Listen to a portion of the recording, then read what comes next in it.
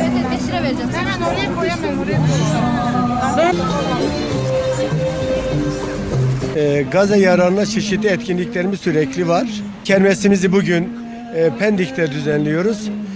İlk saatler olmasına rağmen bayağı bir ilgi alaka var. İnşallah daha güzel olacak. Bundan sonraki süreçte de inşallah bu kermeslerimizi daim eyleyeceğiz Allah'ın izniyle Gazze yararına. Gazze yardım edelim.